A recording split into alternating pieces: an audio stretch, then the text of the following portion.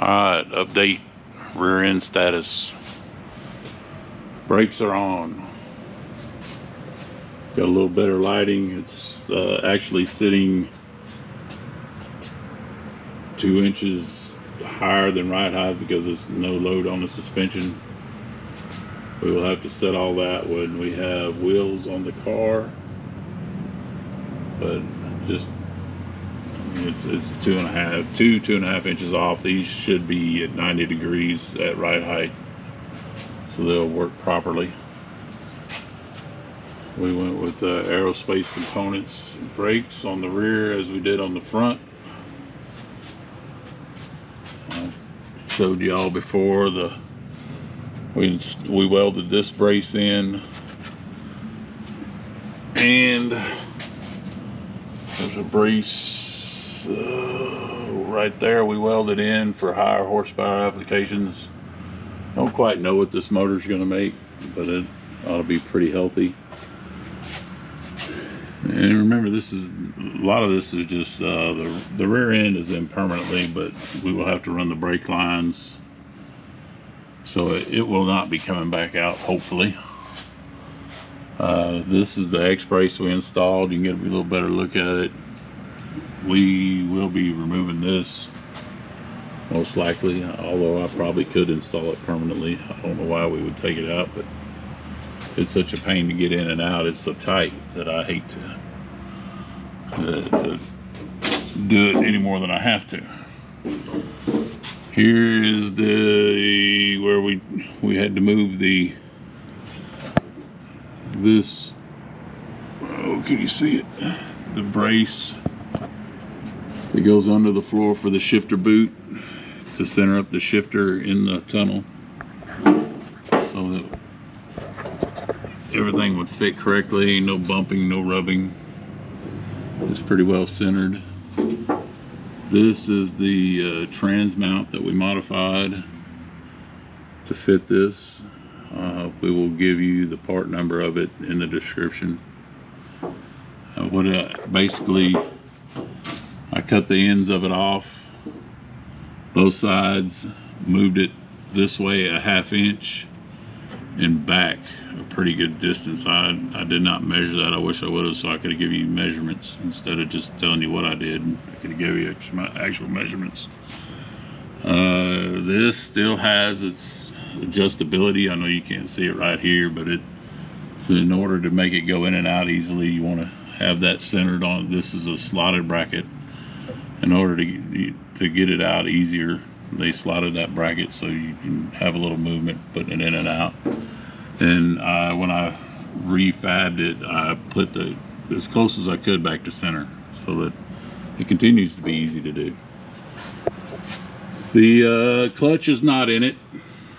The pilot bearing is.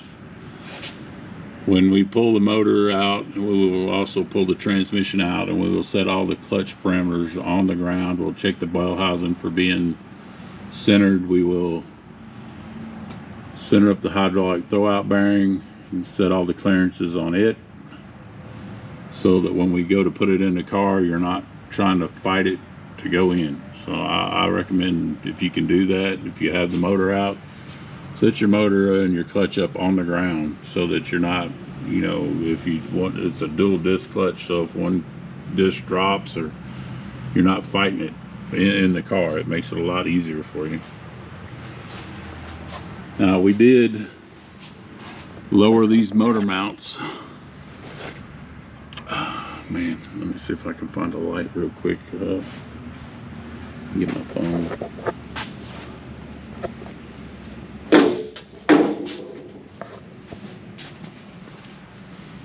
Never have my daggone phone.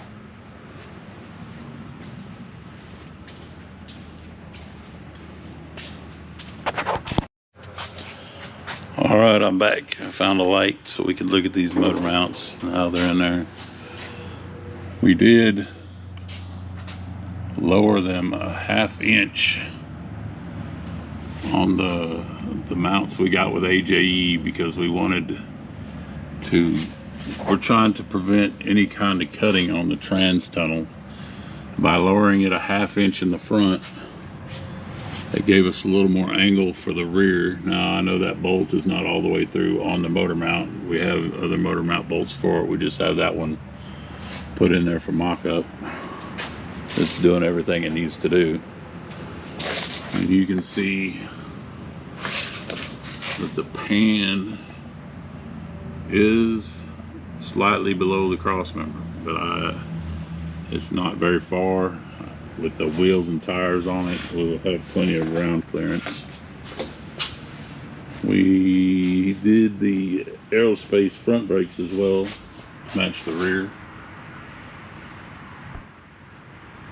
We've showed that in another video. We do have the bump steer kit on it. That's probably going to take some fine tuning. All the suspension should really be in for permanent now. We should not have to remove it. I'll say that, you know, crossing my fingers. Let's see. That's about it. Like I said, I don't know if I showed this on this video. This, at ride height, these will be at 90 degrees if I didn't say that earlier. This, we built this bracket and it's 1/4 inch square tubing. It's mounted to the original. This is where the G-Link sway bar would attach. We use that as the attachment point for this. I did drill it to clearance it for the bolts for the fuel tank. If you've ever put a fuel tank in one of these cars, it pretty much just sheet metal screws to the inside of the car. And I did clearance the hole. I marked them before I took it down the last time before we sent it to powder coat, and drilled the holes so that the bolts should pass through. We will have to set pinion angle. It is not set yet, but we will get the weight on the car first. It's pretty far off. I can measure it, tell you, but we want to get the weight down on the car and then we'll check it. And I guess that is the update for now.